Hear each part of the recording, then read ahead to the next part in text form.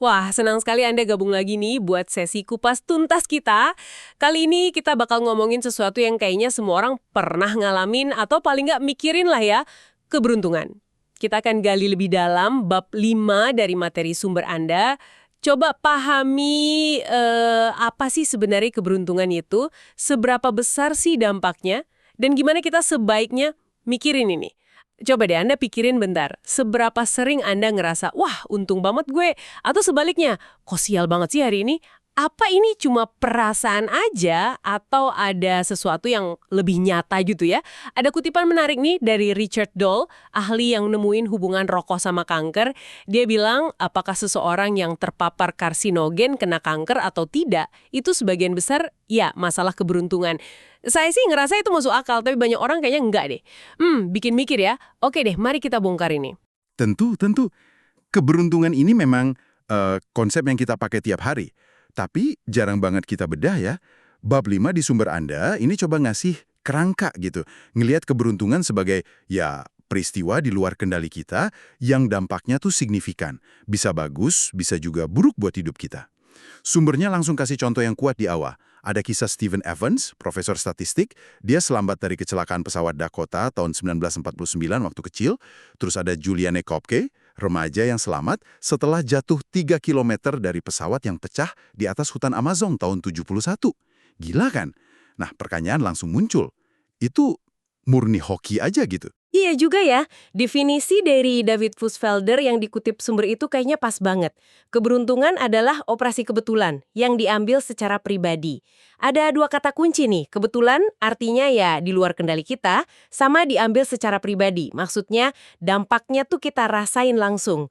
Jadi bukan sekedar acak, tapi acak yang berarti buat kita gitu ya. Tepat. Tapi kalau kita gali lagi nih, elemen di luar kendali itu seringkali nggak hitam putih juga. Balik ke contoh Stephen Evans tadi. Sumbernya nyebutin wawancara radio, Evans cerita kalau ayahnya yang punya pengalaman di RAF ngotot banget minta duduk di paling belakang pesawat. Dan ternyata semua yang selamat memang duduk di belakang. Nah, ini gimana? Keberuntungan murni atau keputusan ayahnya itu ada perannya juga? Jadi ada unsur nggak acak juga ya di situ? Bisa dibilang gitu. Sama kayak Juliane Koipke, dia nggak cuma beruntung selamat pas jatuh, tapi dia juga bisa bertahan hidup sendirian di Amazon selama 11 hari. Sumbernya ngejelasin, ini kemungkinan besar karena orang tuanya itu ahli biologi yang kerja di stasiun riset di Amazon. Jadi, Juliane ini udah biasa sama hutan, punya skill bertahan hidup. Jadi keberuntungan selamat pas jatuh mungkin murni ya, tapi kemampuan dia bertahan hidup setelahnya itu udah ada campur tangan pengetahuan, persiapan, bukan cuma kebetulan. Nah, ini nunjukin kompleksnya. Seringkali ada campuran antara kebetulan murni sama faktor-faktor lain. Oke. Ini jadi mikir, jangan-jangan keberuntungan itu nggak cuma satu macam ya, tapi ada jenis-jenisnya.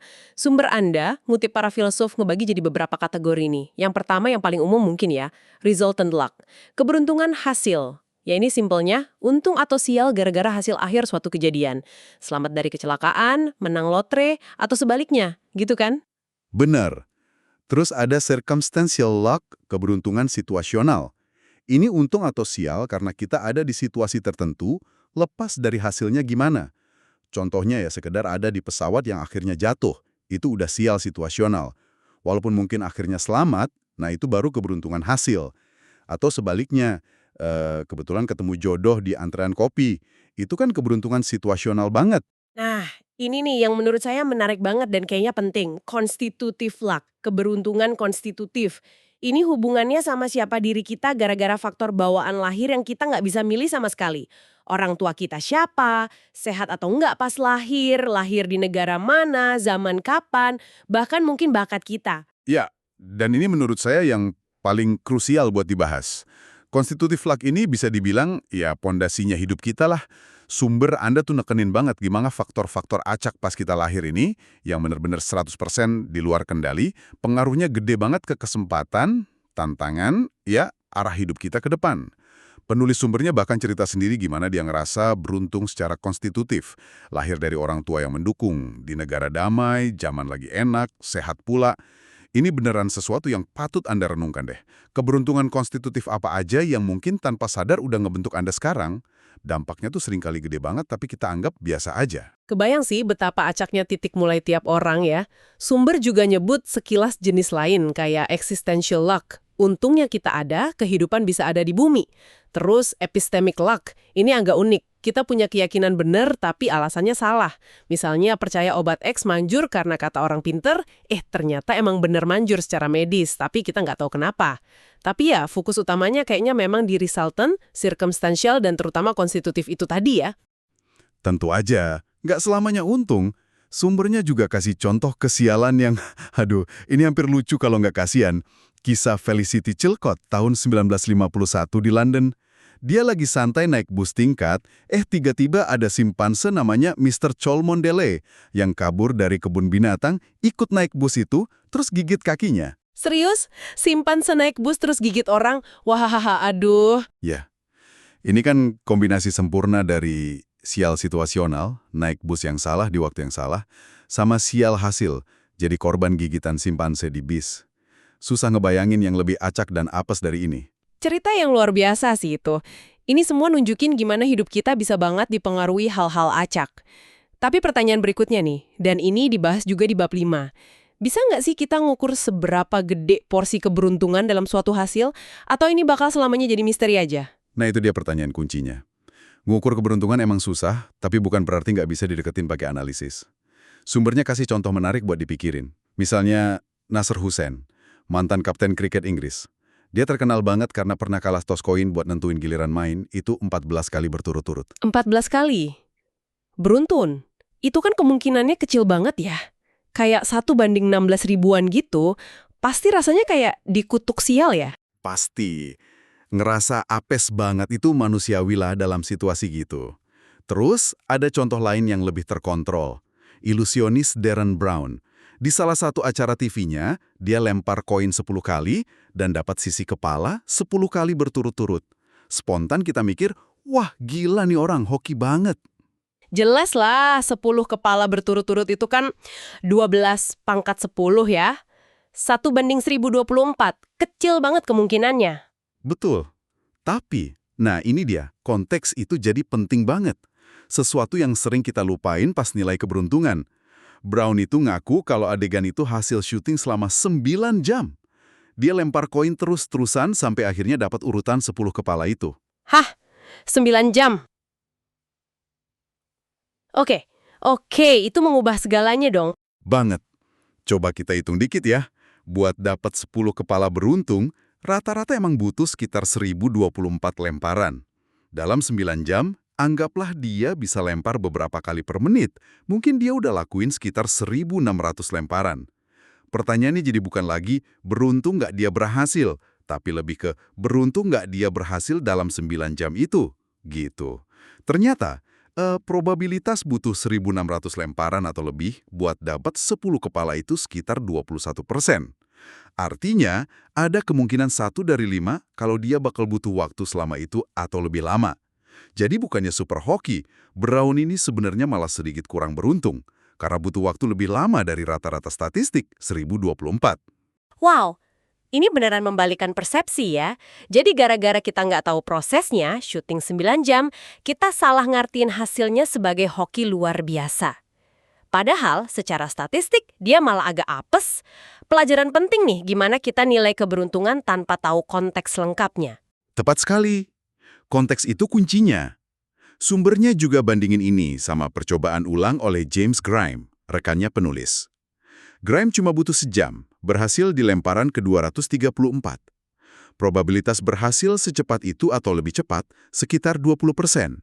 Jadi, secara statistik, keberuntungan Grime berhasil cepat itu kira-kira setara sama ketidakberuntungan Brown, butuh waktu lama. Sama-sama di sekitar 20% ekor kurva probabilitas, tapi arahnya beda. Nah, disinilah bagian yang menurut saya sangat menarik yang dibahas bab 5.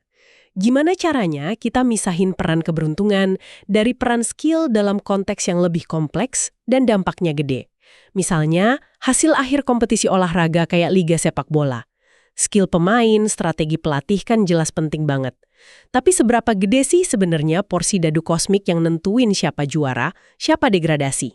Ini area analisis yang mencerahkan banget di sumber Anda pakai data beneran dari liga-liga top Eropa musim 2022-23. Pendekatannya lumayan cerdas. Mereka bandingin sebaran poin aktual antar tim di akhir musim sama sebaran poin yang diharapkan kalau semua hasil pertandingan, menang seri kalah, ditentuin murni oleh kebetulan. Maksudnya kayak disimulasi gitu ya?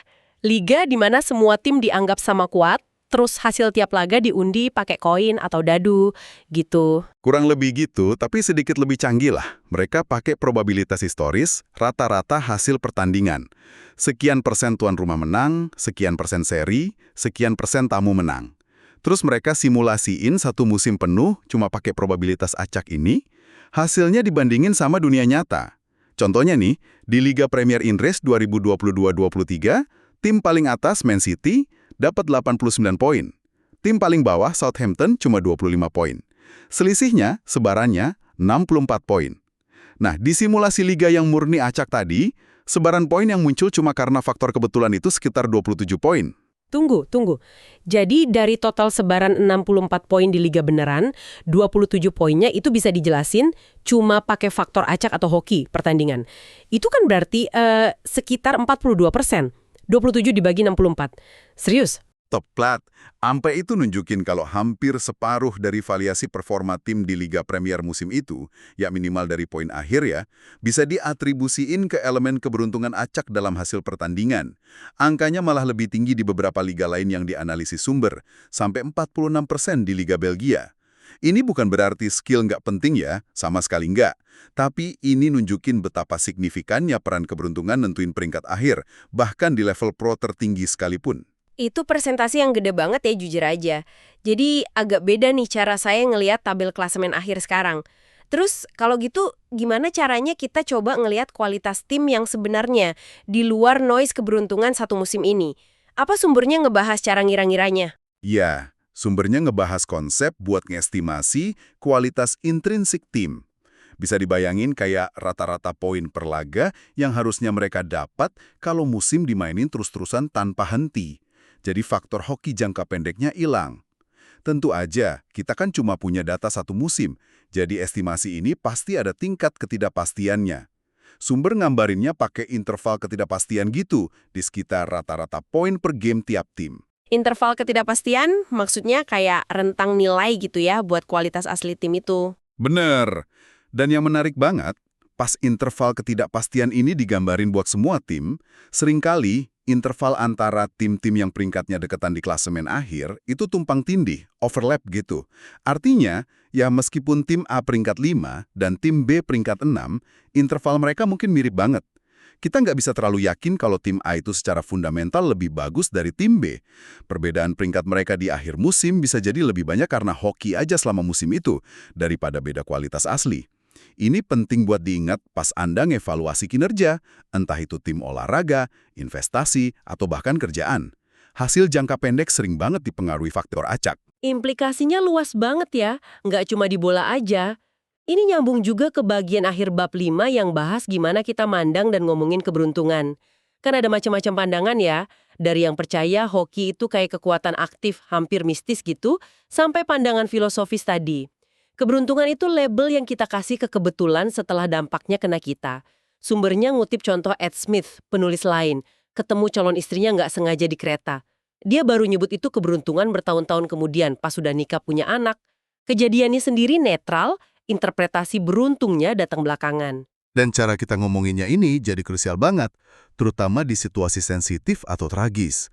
Sumbernya kasih contoh nyata dari pengalaman tim penulis pas harus jelasin penyebab kematian bayi, stillbirth, ke orang tua yang lagi berduka. Mereka hati-hati banget milih kata. Bilang ini kebetulan atau nasib buruk, itu rasanya dingin banget, nyakitin, dan mungkin susah diterima secara emosi. Meskipun ya, secara teknis mungkin benar dari sisi statistik atau biologi. Terus, apa dong yang mereka bilang? Setelah dipikirin mateng-mateng, mereka milih pakai frasa kayak kematian terjadi karena faktor-faktor tak terduga atau komplikasi yang tidak dapat diprediksi.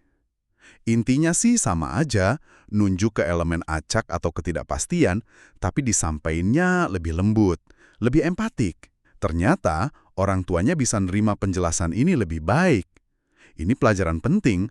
Ngakuin peran kebetulan itu satu hal, tapi ngomonginnya, apalagi pas nyangkut kejadian hidup yang gede dan emosional, butuh bijaksana sama empati yang dalam.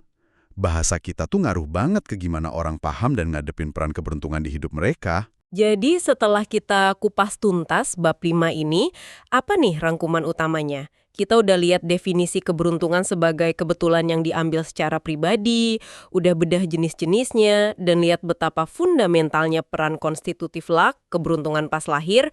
Kita juga lihat tantangannya sekaligus usahanya buat ngukur porsi keberuntungan, kayak kasus Darren Brown atau analisis Liga Bola tadi, yang nunjukin peran acak bisa sampai 40-46% sebaran poin. Dan terakhir kita singgung gimana persepsi dan cara kita ngomongin keberuntungan itu sendiri penting banget. Intinya bukan cuma ngakuin ada hoki, tapi sadar betapa gedenya porsi hal acak yang nggak bisa kita kendalikan dan bahwa keberuntungan terbesar kita mungkin justru yang paling dasar dan nggak kita pilih. Kondisi pas kita lahir, pandangan sumber yang terus diulang itu kan, keberuntungan adalah kebetulan yang diambil secara pribadi. Nah, jadi apa artinya semua ini buat Anda? Mungkin gini, sebagai penutup ya, ada satu pertanyaan buat direnungin yang bisa Anda bawa pulang dari obrolan kita soal bab 5 ini. Mengingat betapa gedenya pengaruh konstitutif luck, semua faktor acak pas kita lahir yang benar-benar di luar kendali, ditambah lagi sama circumstantial luck yang terus kita hadapi sepanjang hidup, baik gede maupun kecil, gimana seharusnya kesadaran akan peran besar elemen acak ini ngubah cara Anda mandang pencapaian atau kegagalan Anda sendiri? Apa yang dibikin Anda lebih rendah hati pas sukses, atau lebih legowo pas gagal? Dan mungkin yang lebih penting lagi, gimana ini ngaruh ke cara Anda lihat sukses atau gagalnya orang lain?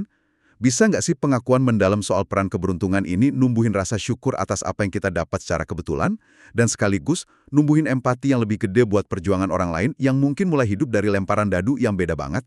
Ini bukan buat ngilangin usaha atau tanggung jawab pribadi ya, tapi buat ngasih konteks yang lebih luas aja ke cerita hidup kita masing-masing. Pertanyaan yang dalam banget dan relevan buat kita semua renungkan ya. Terima kasih banyak sudah menyimak sesi kupas tuntas kita tentang bab 5 keberuntungan ini. Semoga ini ngasih Anda perspektif baru dalam melihat hubungan antara usaha, pilihan, dan ya itu tadi, elemen acak yang ngebentuk hidup kita. Sampai ketemu di pembahasan berikutnya.